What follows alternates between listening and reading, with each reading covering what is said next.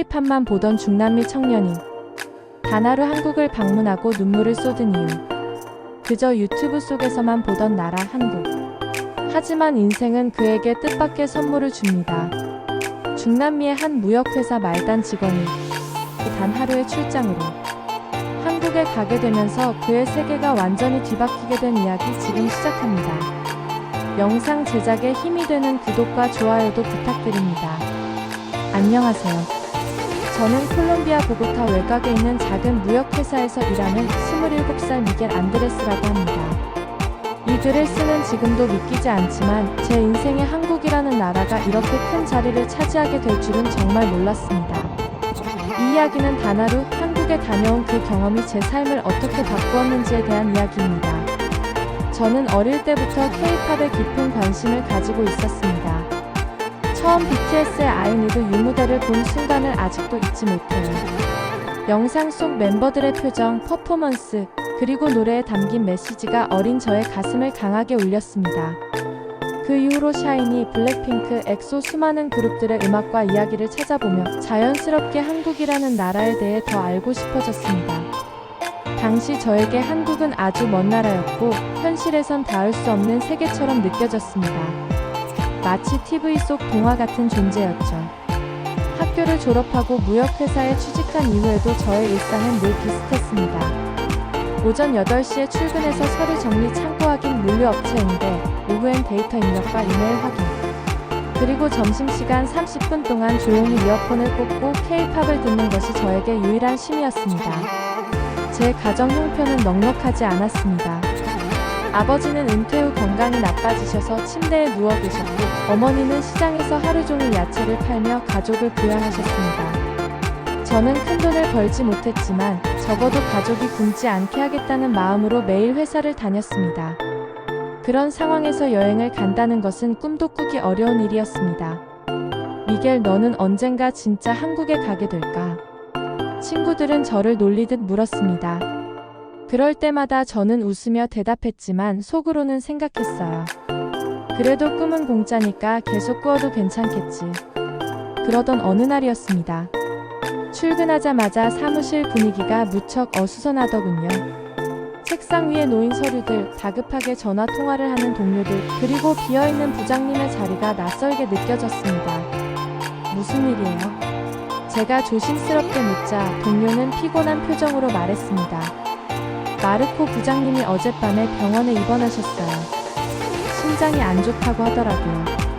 그 순간 회사 전체가 멈춘 것 같았습니다. 왜냐하면 바로 그 부장님께서 다음 주까지 한국 거래처에 직접 전달해야 할 중요한 서류와 샘플을 준비하고 계셨기 때문이었죠. 그 일은 단순한 택배로 보낼 수 없는 직접 설명과 협의가 필요한 일이었습니다. 회의실에서는 곧바로 비상이 걸렸습니다. 이거 누가 갑니까? 당장 월요일에 출발해야 해요. 사람들은 서로를 바라보며 난감한 표정을 지었습니다. 누구도 선뜻 나서지 않았습니다. 한국이라는 먼 나라, 그것도 중요한 거래처를 담당해야 하는 무거운 임무였으니까요. 그런데 갑자기 제 이름이 불렸습니다. 미겔, 너 여권 있지 않나? 네, 몇 년 전에 업무 때문에 발급만 받아놨어요. 그럼 내가 가야겠네. 서류 정리도 내가 했고 제품 내용도 제일 잘하니까. 저는 말문이 막혔습니다. 처음에는 장난인 줄 알았습니다. 하지만 그건 진짜였습니다. 그날 오후 회사는 제 이름으로 인천행 항공권을 예약했고 저는 월요일에 출발하는 일정표를 받았습니다. 비행기표를 손에 들고도 도무지 현실감이 없었습니다. 그날 밤 저는 침대에 누워 천장을 한참이나 바라봤습니다. 진짜 한국에 가는 거야? 꿈처럼만 바라보던 그 나라. 유튜브와 무대 영상 속에서만 존재하던 세상. 그곳에 단 하루라도 발을 딛게 된다는 사실이 제겐 기적처럼 느껴졌습니다. 마음은 벅차오르는데 한편으론 두려움도 있었어요. 한국어는 간단한 인사 정도밖에 못했고 혼자 비행기를 타고 낯선 도시에 도착해 업무를 처리해야 한다는 생각에 밤새 잠이 오지 않았습니다. 하지만 속으로 계속 되뇌었습니다. 이 기회를 절대 놓치지 말자. 이건 신이 준 선물일지도 몰라. 출발 당일 새벽 4시에 일어나 공항으로 향했습니다. 콜롬비아의 어두운 새벽 하늘을 보며 저는 계속 되뇌었어요. 이건 꿈이 아니야. 정말로 가는 거야. 비행기에 올라타고 좌석에 앉았을 때 긴장이 밀려왔습니다. 창밖을 바라보며 한국이라는 이름을 수없이 되뇌었고 동시에 한 가지 걱정이 머리를 스쳤습니다. 만약 실수하면 어쩌지? 거래처에서 무례하게 느끼면 어떡하지? 하지만 이 기회를 후회하고 싶지 않았습니다. 단 하루의 방문일지라도 저에겐 평생을 바꿀 수 있는 하루니까요. 비행시간은 길었습니다. 경유지를 거쳐 한국까지 20시간 가까이 걸렸고 피곤한 몸을 이끌고 인천공항에 도착했을 땐 이미 저녁 무렵이었습니다. 하지만 공항의 풍경은 피로를 단숨에 날려보내기에 충분했습니다. 이곳이 한국인가요? 바닥에 비친 불빛, 정돈된 안내 표지판, 공항 직원들의 친절한 미소까지. 모든 것이 너무 깨끗하고 조용해서 마치 다른 차원의 나라에 온 기분이었습니다. 입국 심사대에서 안녕하세요라는 첫 한국어 인사를 들었을 때 심장이 두근거렸습니다. 그건 단순한 환영 인사가 아니었습니다. 오랫동안 꿈꿨던 나라가 저를 받아주는 듯한 느낌이었죠. 가슴 깊은 곳에서 말로 설명할 수 없는 감정이 올라왔고 눈시울이 뜨거워졌습니다. 공항에서 짐을 찾은 뒤 안내 표지판을 따라 리무진 버스를 타기 위해 이동했습니다. 하지만 워낙 시설이 크고 안내판도 복잡하게 느껴져서 저는 실수로 버스가 출발하는 곳이 아니라 도착하는 구역으로 가고 말았어요. 이상하다. 표지판엔 분명 이쪽이라고 돼 있었는데. 커다란 가방을 끌며 이리저리 두리번거리던 저는 도착 구역에서 줄지어 세워진 버스들을 보고도 한참을 망설였습니다. 당황한 저는 한참을 헤매다가 결국 용기를 내어 근처에서 정리를 하던 공항 직원 한 분께 다가가 도움을 요청드렸습니다. 영어로 천천히 상황을 설명했더니 그분은 밝게 웃으며 고개를 끄덕였습니다. 그 직원분은 제가 걱정하지 않도록 계속 손짓으로 방향을 알려주시며 직접 저를 리무진 출발 구역까지 안내해 주셨습니다. 그 길은 생각보다 멀고 구불구불했지만 그분은 짐도 들어주시고 저를 안심시키듯 한국은 어떻게 오게 되었는지 물어주었는데 그 짧은 한마디에 저는 마음이 한결 놓였습니다. 이 낯선 땅에서 누군가 저를 걱정해주고 있다는 사실이 그렇게 따뜻하게 느껴질 줄은 몰랐습니다. 결국 저는 무사히 리무진 출발구역에 도착했고 직원분께 깊이 인사드린 후 버스에 몸을 실었습니다. 창밖으로 펼쳐지는 도시의 풍경은 제가 그동안 상상했던 한국보다 훨씬 세련되고 고요했습니다. 고층 빌딩과 LED 간판, 반듯하게 정리된 도로와 조용히 걸어가는 사람들. 서울은 활기차면서도 차분한 참 이상한 도시였습니다. 호텔에 도착한 후 저는 다음날 있을 업무에 대비해 서류를 다시 확인하고 거래처에 전달할 샘플을 정리했습니다. 그 모든 과정이 마치 중요한 발표를 앞둔 학생처럼 떨렸습니다. 이걸 잘 마치면 회사에서도 인정받을 수 있을까? 다음날 아침 거래처와의 약속 장소인 사무실이 있는 강남으로 이동했습니다. 처음 타본 지하철은 놀라움 그 자체였습니다. 카드를 찍자 자동문이 열렸고 승강장은 생각보다 조용하고 정돈되어 있었어요. 열차 안에서는 대부분의 사람들이 이어폰을 끼고 휴대폰을 보거나 책을 읽고 있었고 시끄럽게 떠드는 사람은 한 명도 없었습니다. 좌석에 앉기 전 한 아주머니가 저에게 먼저 자리를 양보해 주시며 앉으세요 라고 말해주셨을 때 정말 당황했지만 동시에 감동받았습니다. 지하철을 갈아타던 중 잠시 길을 잃었는데 영무원 한 분께 도움을 요청드리자 영어가 서툰 저의 말을 끝까지 들어주시고 휴대폰 지도를 꺼내어 자세히 길을 설명해 주셨습니다. 그분은 바쁜 출근 시간임에도 불구하고 저를 승강장까지 안내해 주셨고 마지막엔 화이팅! 이라는 한국어도 말해 주셨어요. 처음 보는 외국인을 위해 이렇게까지 정성을 들여주는 모습에 저는 큰 감동을 받았습니다. 이 나라 사람들은 왜 이렇게 따뜻할까요? 거래처에 도착해 사장님과 담당자분께 서류를 전달했고 업무 설명을 마쳤습니다. 처음엔 긴장해서 목소리가 떨렸지만 그분들은 제 말을 끝까지 들어주셨고 필요한 내용을 친절하게 정리해 주셨습니다. 먼 길 오시느라 고생 많으셨습니다. 그 인사 한마디에 저는 속으로 안도했습니다. 다행이다. 실수 없이 잘 마무리됐어. 그날 오후 시간이 조금 남아 저는 평소에 꼭 가보고 싶었던 명동에 들르게 되었습니다. 길거리 곳곳엔 K-pop 관련 포스터와 앨범이 전시되어 있었고 거리마다 음악이 흘러나오고 있었습니다. 그 순간 몇 년 전 작은 방에서 휴대폰으로 BTS 영상을 보며 눈을 반짝이던 제 모습이 떠올랐습니다. 지금 진짜 여기 있는 거구나. 길을 걷다 보니 화장품 가게 직원분이 다가와 말을 걸었습니다. 어느 나라에서 오셨어요? 콜롬비아요. 그러자 그녀는 반가운 표정으로 스페인어로 말했습니다. 한국에 오신 걸 환영해요. 그 말에 저는 고개를 끄덕이며 웃었지만 순간 눈물이 맺히는 걸 느꼈습니다.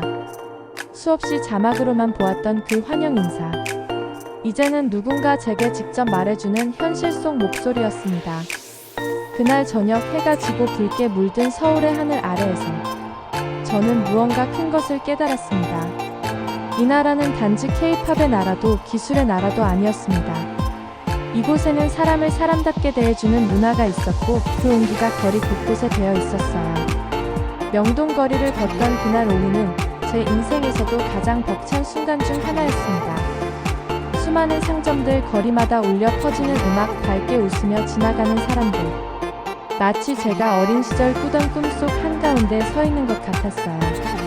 하지만 그런 벅참 속에도 저는 예상치 못한 작고 큰 위기를 맞이하게 됩니다. 명동 거리를 한참 걷다 보니 어느덧 해가 지고 있었습니다. 한국의 가을 바람은 콜롬비아와는 다르게 선선하면서도 맑은 기운이 느껴졌고 명동의 활기찬 거리, 한류 스타들의 광고판, 거리마다 흐르는 음악. 마치 오래전부터 알던 도시처럼 제 마음은 금세 한국이라는 공간에 스며들었습니다. 그날 저녁 저는 거래처에서 소개받은 한정식집에 방문하게 되었습니다. 외국인들이 한국 음식의 깊이를 알게 한 한정식이 최고입니다. 거래처 사장님이 웃으며 추천해주신 말이 계속 머리에 맴돌았죠. 식당은 강남의 골목 안쪽에 자리한 조용한 분위기의 한옥 스타일이었습니다. 외관은 전통적이었지만 내부는 세련되게 리모델링 되어 있었고 입구에서부터 한복을 입은 직원들이 인사를 해주셨습니다. 이런 곳에 제가 와도 되나? 조금은 주눅이 들었지만 직원분들의 따뜻한 안내에 긴장이 풀렸습니다. 자리에 앉자 곧 이어 반짝이는 도자기에 담긴 다양한 음식들이 차례로 나오기 시작했습니다. 전통 장류로 맛을 낸 쌈채, 도토리묵, 홍어무침, 그리고 은은한 향이 감도는 육회. 음식 하나하나가 마치 작은 예술 작품처럼 정성스럽게 준비되어 있었습니다. 그리고 이어진 메인 요리 돌솥밥과 갈비찜, 간장게장까지. 그 음식들 속에서 저는 한국이라는 나라가 가진 문화의 깊이를 온몸으로 느낄 수 있었습니다. 단순한 맛이 아니라 정성과 전통 그리고 배려가 담긴 식사였어요. 정말 이런 음식이 일상에 있는 나라라뇨. 혼잣말이 나올 정도로 감동적이었고 그날의 식사는 제게 있어 단순한 식사가 아니라 한국에 대한 인식을 완전히 바꿔준 체험이었습니다. 식사를 마치고 식당을 나서던 그 순간 저는 바닥에 낮은 단을 미쳐보지 못하고 발을 헛디뎌 버렸습니다. 순간 발목에 강한 통증이 느껴졌고 저는 그 자리에 털썩 주저앉고 말았습니다. 순식간에 직원들이 달려와 저를 부축했고 식당 매니저님은 급히 얼음 찜질팩을 가져와 발목에 올려주셨습니다. 많이 놀라셨죠? 병원에 가시는 게 좋을 것 같아요. 그 목소리는 무척 따뜻했고 직원 한 분은 제 캐리어와 짐까지 챙겨주시겠다고 하셨습니다. 하지만 병원은 문을 닫은 시간대였고 응급실까지 가려니 엄두가 나지 않았습니다. 매니저님은 근처 숙소까지 직원 차량으로 직접 데려다 주겠다고 제안하셨습니다. 저는 당황하며 정중히 괜찮다고 말씀드렸지만 그분은 단호하게 말씀하셨어요. 저희는 손님의 안전이 가장 중요합니다. 외국에 계신 분이 혼자 다치셨는데 그냥 보내드릴 순 없어요. 그 말에 저는 너무 감동했습니다. 고작 한 끼 식사를 위해 들른 손님, 그리고 잠깐의 사고였지만 그들이 보여준 배려와 책임감은 제가 콜롬비아에서는 한 번도 경험해보지 못한 문화였습니다. 호텔에 도착하자 매니저님은 혹시 내일 불편하시면 꼭 저희 식당으로 연락주세요. 통역 도와드릴 분도 있으니 걱정하지 마세요. 그 인사까지 마치고 떠나셨습니다. 그날 밤 발목은 여전히 얼얼했지만 제 마음은 한국이라는 나라에 완전히 매료되어 있었습니다. 이런 일이 있었음에도 다시 한국에 오고 싶다고 느낀다면 그건 단지 음식이나 도시 때문이 아니라 이 나라 사람들 때문이겠지요. 그날 밤 호텔 침대에 누웠지만 쉽게 잠들 수가 없었습니다. 처음에는 그저 가벼운 접질림이라 생각했지만 시간이 지날수록 발목의 통증은 점점 심해졌고 결국 새벽녘엔 자리에 앉은 채로 꼼짝도 못할 정도가 되었죠. 새벽쯤 저는 프런트 데스크에 전화를 걸어 도움을 요청드렸습니다. 어제 발목을 다쳤는데 너무 아파서 병원에 가야 할 것 같습니다. 호텔 직원은 당황하지 않고 곧장 택시를 부르고 인근 정형외과와 연락을 취해 예약까지 도와주셨습니다. 택시를 타고 이동하는 동안도 직원 한 분이 저와 동행해 주시며 계속 괜찮으세요? 라고 물어봐 주셨고 그 친절함에 다시 한번 마음이 뭉클해졌습니다. 정형외과에 도착하자 깔끔한 접수대와 환한 미소의 간호사들이 저를 맞이해 주셨습니다. 외국인 환자인 저를 위해 통역 앱과 간단한 영어 회화를 사용해 불편함 없이 진료를 받을 수 있었고 의사 선생님께서는 엑스레이 촬영 후 이렇게 말씀하셨습니다. 큰 골절은 아니지만 인대에 손상이 있어요. 깁스를 하고 며칠 쉬셔야 합니다. 순간 당황스러웠습니다. 오늘 오후 비행기를 타고 콜롬비아로 돌아가야 했기 때문입니다. 하지만 의사 선생님은 장거리 비행에선 다리를 높이고 체중은 되도록 실지 않도록 하세요. 탑승 전 도움을 요청하시면 휠체어도 지원됩니다. 라는 세심한 설명과 함께 간단한 약과 주의사항을 적어주셨습니다. 병원을 나와 택시를 타고 공항으로 향하는 동안 저는 다친 발목 대신 제 마음속 깊은 감정들을 계속 되새기고 있었습니다. 하루라는 짧은 시간이었지만 이토록 강렬한 인상을 남기다니. 한국은 저에게 단순한 K-팝의 나라가 아니라 사람의 마음을 어루만지는 나라로 남게 되었어요. 인천공항에 도착해 휠체어 서비스를 요청하자 직원분들은 무척 익숙한 듯 부드럽게 안내해 주셨고 수속 과정도 빠르고 체계적이었습니다. 공항 한복판에서 휠체어를 탄 채로 다소 쑥스럽기도 했지만 한편으론 그런 저를 바라보는 한국 사람들의 따뜻한 시선에 위로받는 기분이 들었습니다. 비행기 탑승까지는 아직 시간이 조금 남아 있었고 출국장 근처에서 기념품을 고르고 있을 때였습니다. 갑자기 주변이 술렁이기 시작했습니다. 사람들이 갑자기 몰려들고 휴대폰을 꺼내 카메라를 켜는 모습이 눈에 띄었습니다. 뭐지? 궁금한 마음에 직원에게 물어보니 방금 K-팝 아이돌팀이 출국하러 왔어요. 방탄소년단이랍니다. 라는 대답이 돌아왔습니다. 순간 숨이 멎는 것 같았습니다. 그 이름. 어릴 적부터 수없이 듣고 따라 부르며 위로받았던 그들의 이름이 바로 지금 이곳에 있는 것입니다. 저는 깁스한 다리를 질질 끌며 그 인파 속으로 향했습니다. 다리가 불편해서 빨리 움직일 수는 없었지만 저는 절대 이 기회를 놓칠 수 없었습니다. 사람들 사이로 검은 모자를 쓴 그들이 등장했고 공항은 환호성과 플래시로 가득 찼습니다. 그 순간 멤버 중 한 명이 휠체어에 앉은 저를 보고 눈을 마주쳤고 깜짝 놀란 표정으로 손을 들어 인사해 주었습니다. 믿을 수 없었습니다. 어릴 적 방 안에서 그들의 영상을 보며 언젠가 꼭 직접 만나보고 싶다고 생각했던 그 꿈이 지금 현실이 되고 있었습니다. 용기를 내어 팬들이 몰려있는 쪽으로 가까이 갔고 다행히 스태프 한 분이 상황을 보고 저를 멤버들에게 안내해 주셨습니다. 짧은 순간 직접 사인을 받을 수 있었고 멤버는 제 깁스를 바라보며 괜찮으신가요? 라고 말해 주었습니다. 그 순간 저는 울음을 참을 수 없었습니다. 통증 때문이 아니라 이토록 짧은 방문 안에 어릴 적 꿈, 진심 어린 환대, 뜻밖의 만남까지 모든 것이 담겨 있었기 때문입니다.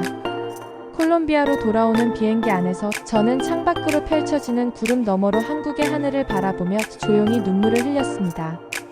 한국은 단지 업무 출장지나 여행지가 아니었습니다. 그곳은 제가 사람으로서 대접받고 꿈을 현실로 경험한 기적의 나라였습니다. 지금도 제 책상 한켠에는 방탄소년단의 사인이 담긴 작은 엽서와 한국에서 깁스를 하고 돌아온 그날의 이야기를 담은 일기가 놓여 있습니다. 매일 그것들을 보며 저는 다짐합니다. 언젠가 다시 그 나라로 돌아가고 싶다.